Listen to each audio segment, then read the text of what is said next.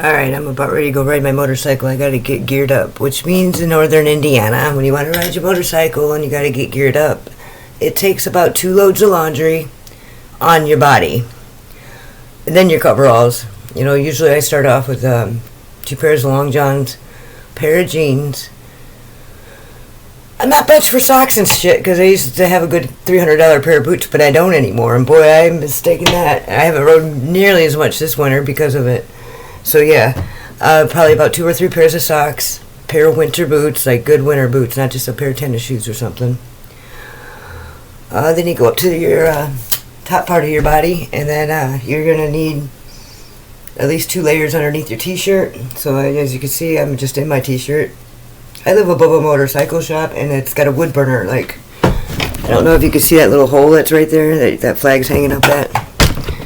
Right on the other side of that wall is a pipe that comes up from the wood burner downstairs, and boy, it heats the whole place. If he puts one log in downstairs, it's like, it's hot, you know, so like all the heat rises up, which is a great way to build something. It's my aspiration to build about, I need 600 of them or so.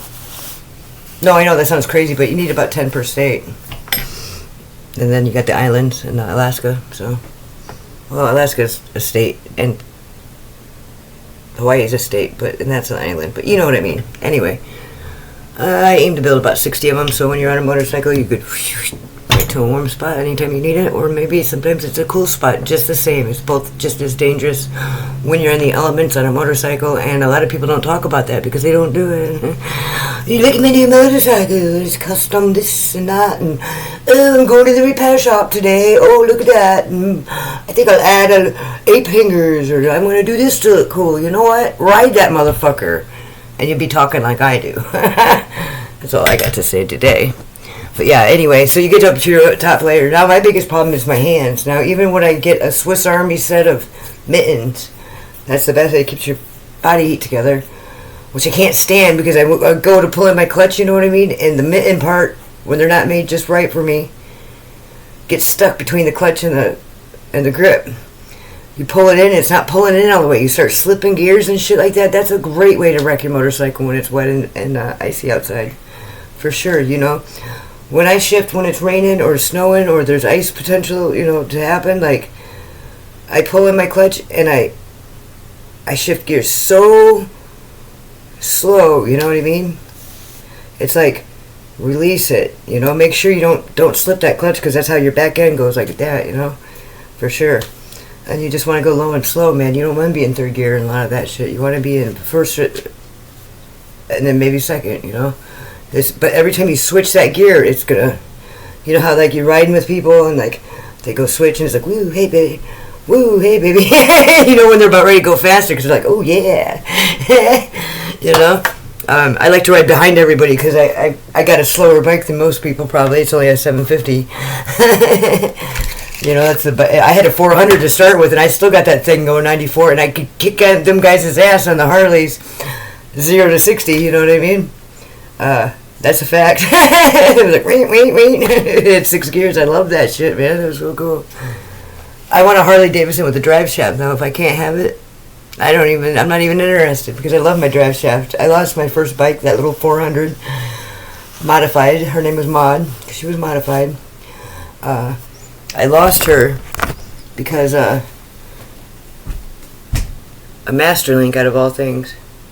You know, we made her into, my friend Billy made her into a rigid frame. You know, it was a 78 KZ. And I said, I ain't riding that bike. I have to get on the back deck to get up on it. You know, it was a brand new bike. It was like 16,000 miles on it, and I couldn't touch the ground hardly. I was like tippy toes.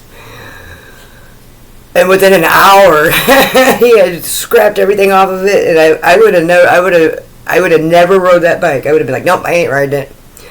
Thinking it was a stolen bike or something, because it didn't look anything like it. I mean, it didn't look nothing like it. The gas tank came off, the seat came off, it was knocked down to a rigid frame. You know, that bar was cut out, so it was sunk down real low. Now I have a Sportster gas tank almost upright. Like when I'd start running out of gas, I'd have to break the zip tie that held the one end down, because I started riding it so fast the welds weren't even complete. You know what I mean? Like, I would never just tack weld, and I rode it like that forever. he wrecked it in the yard. He was a fat man too. He wrecked it in the yard, and I figured if it could handle that kind of weight, it'll handle me and impact a little bit just fine, because we're not getting hit by nothing. I don't go rolling down the road. My motorcycle does. You know what I mean? So yeah, my gas tank was like sitting up like this. It looked real cool. I mean, it was a really neat looking, like kind of a rat bike, and you could bust the fucking zip tie off and to get my gas. You know what I mean? To go a little bit further, because it held like a piss hands full. You know, and to me, when I go on reserve, I am empty. But that bike there, it would like it would something with the cylinder or whatever would. And the fuel and thing would get stuck, and it would shoot out gas at me, and I'd be like, oh no, I'm losing all my gas, when I'd park. And there was one night I was trying to figure out why it was acting all weird. It was running on one cylinder is what it was. And I lit my lighter. I lit my lighter to fucking see what I was doing, because I don't carry flashlights and stuff. I could see in the dark, but I knew I could smell fuel like crazy. I lit my lighter and it caught that bitch on fire, man. It didn't hurt nothing though, it burnt off real quick. So as soon as I had the light, I was like, oh, I know what to do now. Russell's rolling me. I mean, I don't know. So, yeah, I'm going to go ride. It's not that cold today either, but, man, I rode last night after dark, and it was like I didn't have my mittens on. I didn't prepare for it. I just had my jeans on. I got to get somewhere warmer, man. I played the guitar. I custom made my mount on the back of my motorcycle so I could carry my guitar, because it's like, what's the point? If I want to be off on the road on my bike and actually be riding, even if you're not doing anything. I mean, I stop at every bench, every park, everything I couldn't do when I was in my 20s and 30s. And it's a beautiful thing, There's not a bench now that I ain't set my ass on. And just talk to people and see people and learn about people and learn about things and observe my surroundings that I'm at. There's just so many times, especially when you're at home. The Bible talks about, and other religions too, it's not just the Bible. And even if you're not spiritual, you can maybe relate to it. It talks about a prophet can't be a prophet in their hometown. They have to leave their hometown, because everybody's going to always see you. Like, if you're a prophet or not, you could just be anything good, Like, you could be the best at what you do. And nobody that you live around and that was raised up in your hometown is going to take you seriously as that. How many people did you grow up with that ain't like just punching you in the arm, like, yeah, right.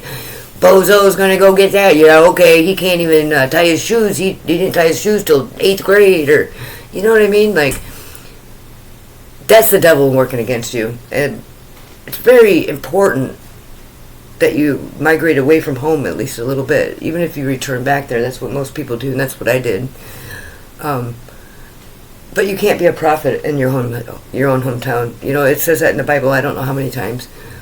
Jesus had to leave. He had to go on that nomadic journey in order to actually help anybody. Once you leave the people that have always known you, that the devil has been working on from the beginning of the time to go against you. And I'm not saying they're bad people. It's not them at all. It's this evil energy. And if they don't know about it and they don't stay diligent with it, it'll corrupt their life and corrupt their thinking, corrupt their view on you, corrupt everybody else's view on you too. Because if they can't get you to bow down, they'll get the other people around you to bow down. And I don't know how many people have had this, but I know there's so many. When I read the YouTube comments, you got to expect some of them are bots and some of them are fake. But like when I read them YouTube comments, I thought, oh my God, my breath went away when I started actually getting into the element here. When I started my channel last year, and I just cry over it. I do. My heart goes out to so many people because they've had to endure the same thing I did.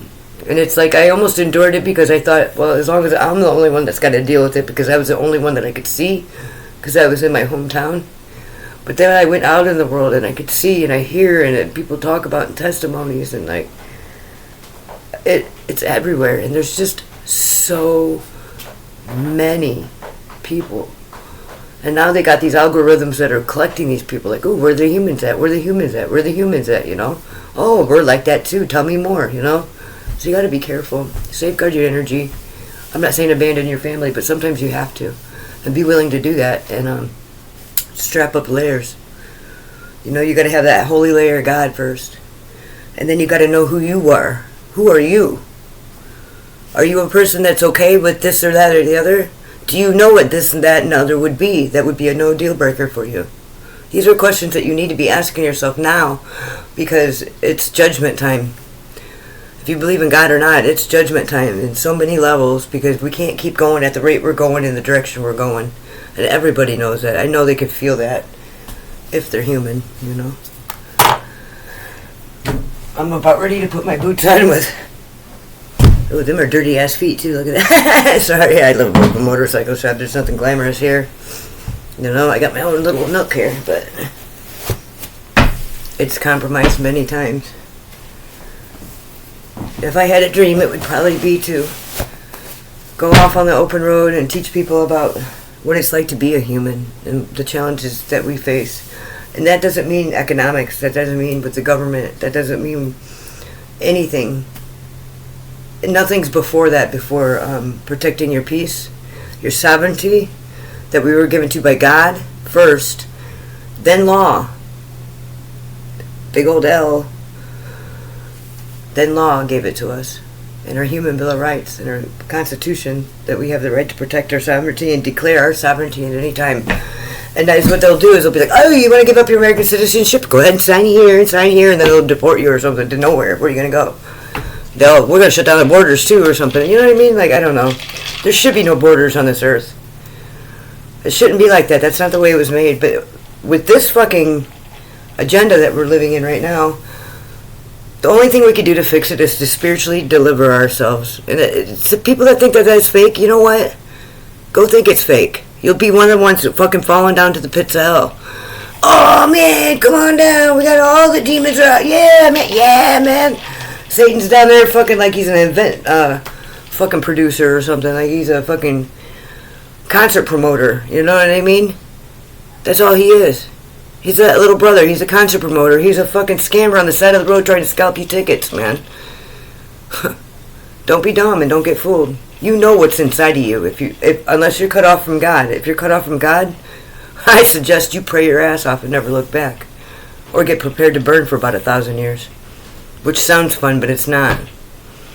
It's not. I mean, it's no fun being in the ground for all that time and not burning. Let's be real. To not have sun on your skin. To not touch grass. That's what they do to inmates. That's what they do to inmates. And you know what? My brother burnt to death, and he never touched grass for 12, 13, 15 years at a time. And he burnt to death at the mercy of his captors and his handlers. At 45 years old. And out of that time, 25 years of his life had been locked up. So don't tell me I don't know about these things or I don't understand. Because I'm the only one left now to say this. It ends now. So people, get your motorcycles out. Get your Bible out.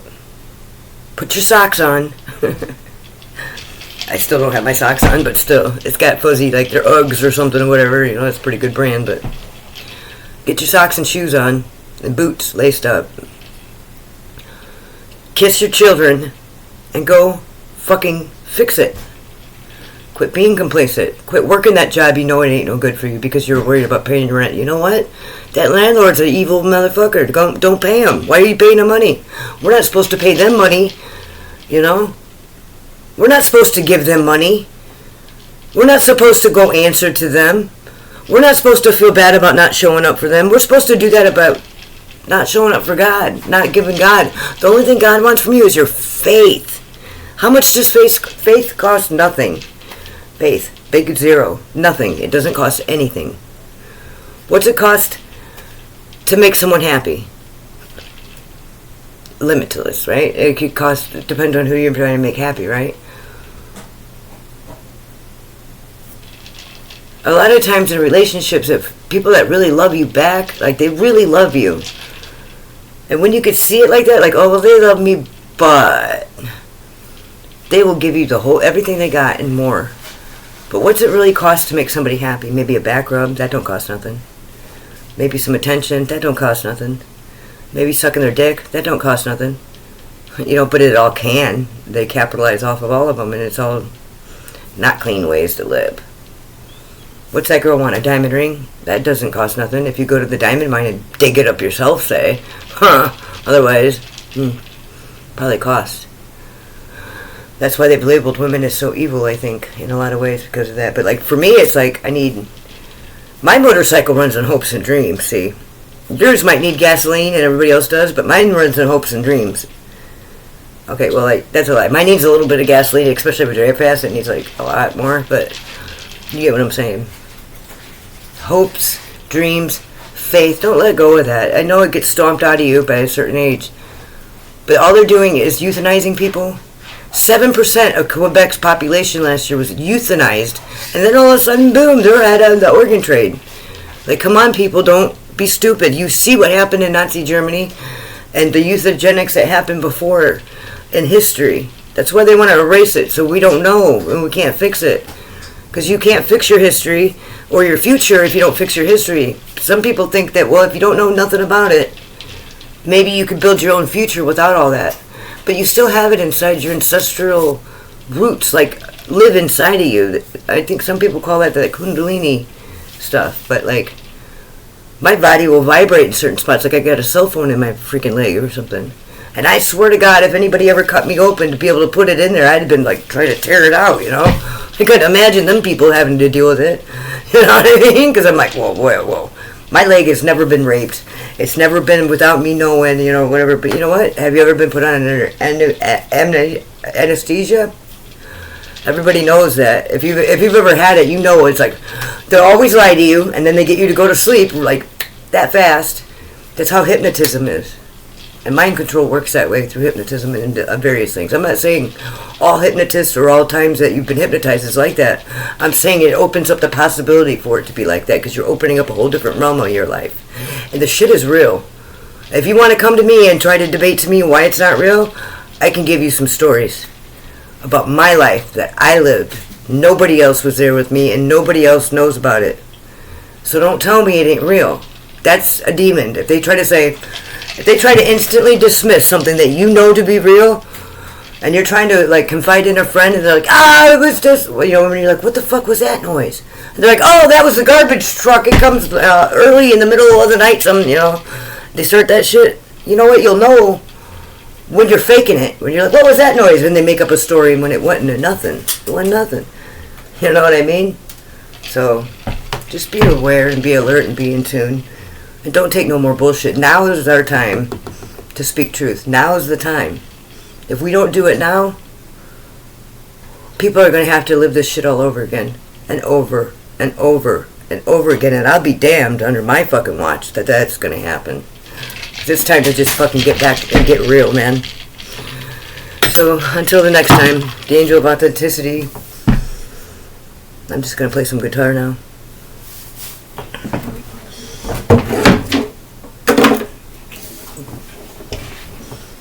And then I'm going to ride. I'm going to wait till it gets dark. That's what I usually end up having to do. And they don't think I'll go after dark. I'll go, motherfucker, after dark. I love it. That's how I learned how to ride. I didn't want anybody to see me ride dumb. Which there is no riding dumb. You're either riding or you ain't. You know, and if you ain't wrecking, you ain't riding. When you're brand new at it, you know.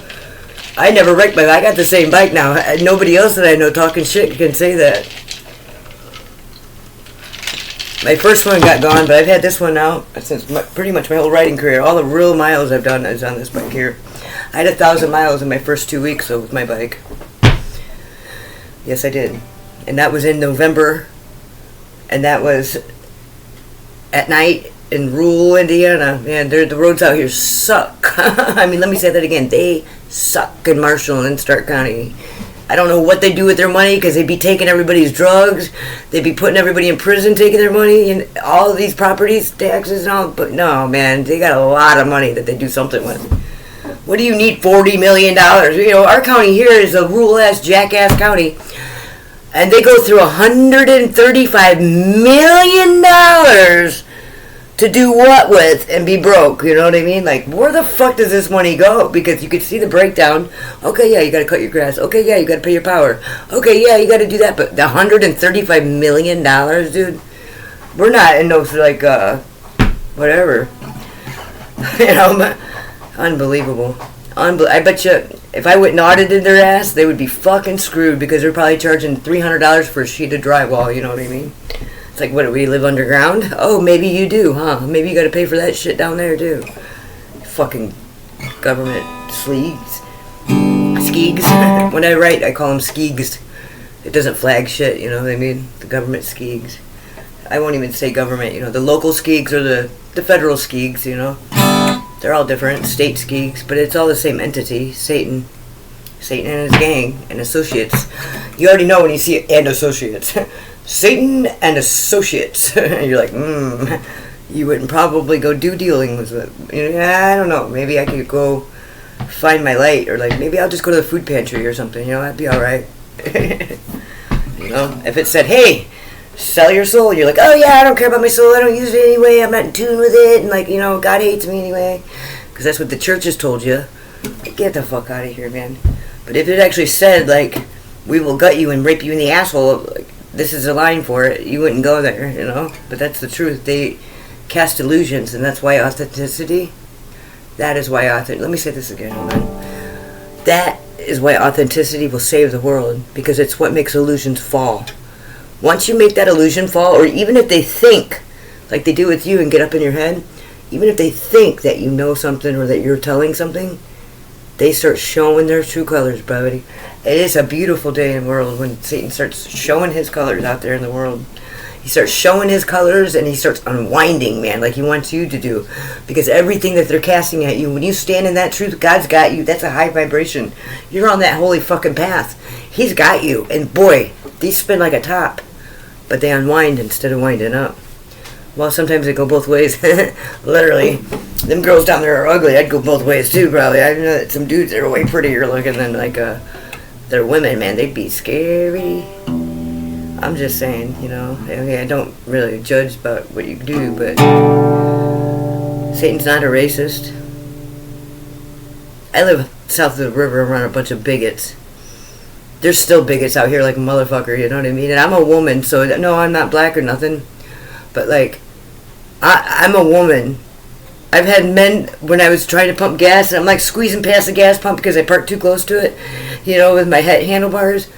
And an old man run up and be holding my motorcycle and not letting go, waiting for my old man to come out to help me, thinking I was just some dumb broad stumbling around my motorcycle all of a sudden or something. Like, I finally looked at him, I said, why are you holding on my motorcycle? And he goes, waiting for your old man to come out, I didn't want you to drop it.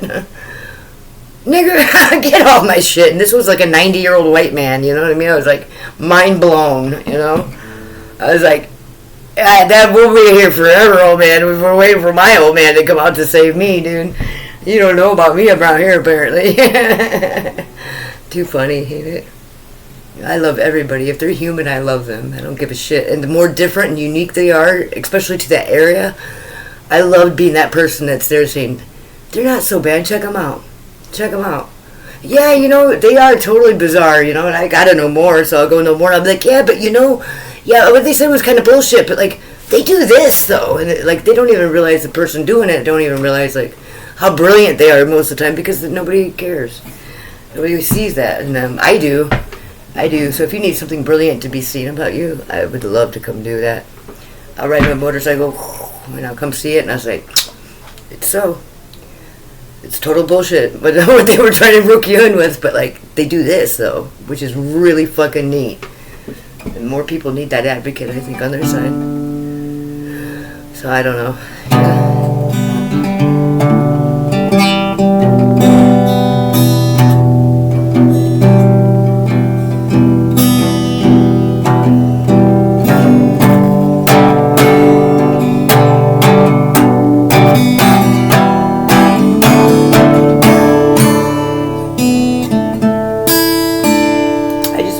Guitar until I could like play something that sounded like a song, and then I put lyrics, you know.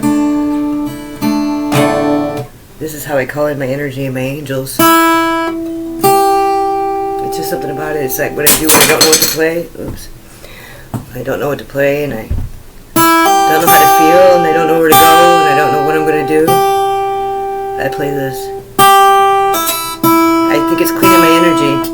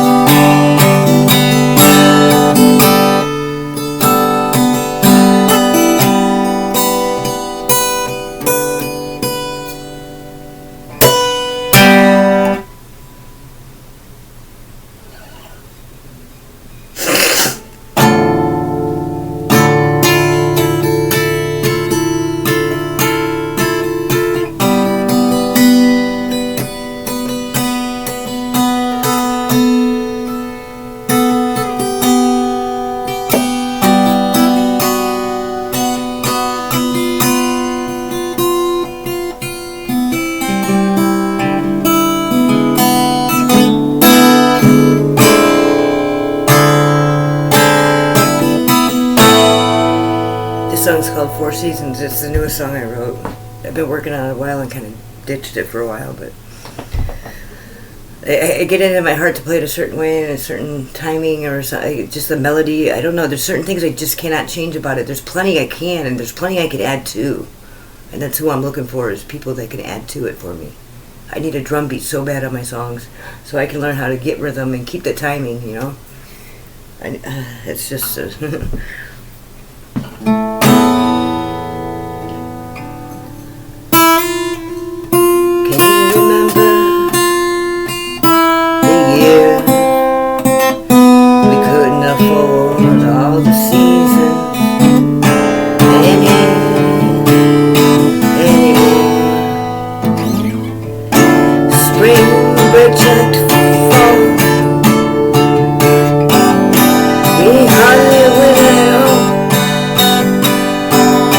We're so broke that we moved in tenants upstairs. First came stairs, then we moved in silence. The year we couldn't afford the seasons anymore. We paid for two but four were needed. That was the year that you tried to live in.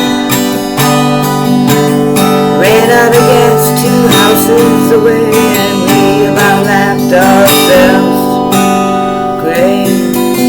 Pushing that truck back up in the drive, but I ain't no better. I tried to leave. The year we couldn't afford the seasons anymore. Yeah.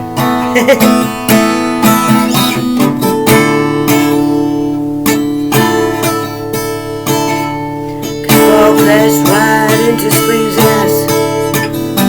Thought no big deal, we needed a mild winter indeed, perhaps. But then we were budding trees in January, and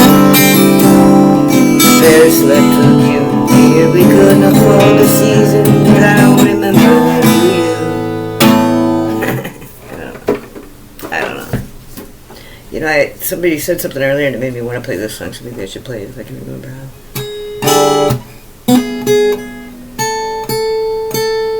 Yeah, here we go. Is it there? Yeah, there it is. Okay, this song's called, I don't know. I call it Weightless Paranoia.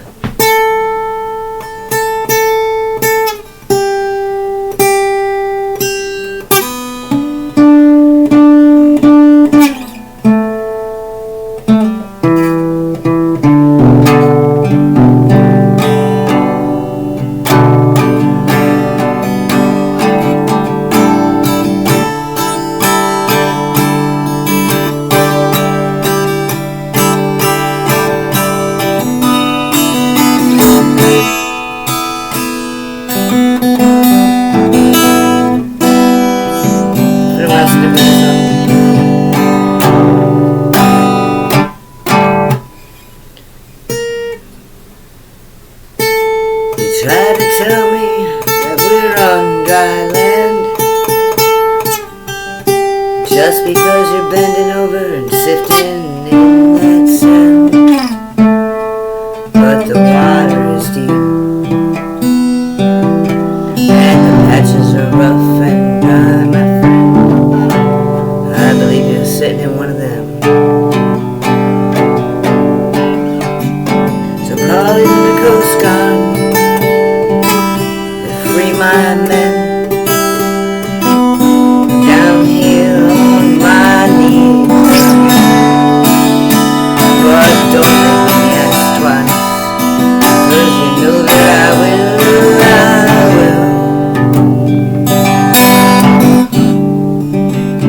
Had me shackled at the waist and the feet. I seen you, seeing me, watch you, watch me. On my knees just the same as I took my last breath, so I pray.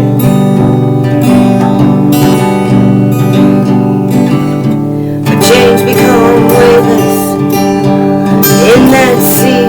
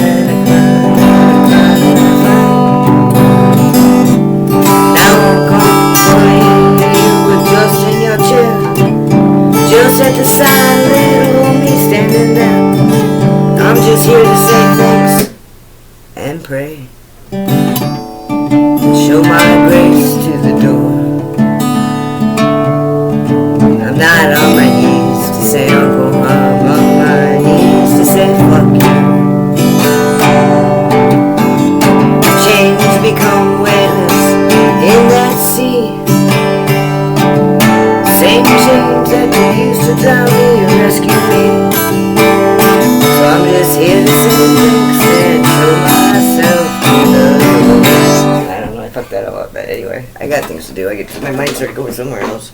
I gotta get some things done today, so until next time, from atop the motorcycle shop, get real.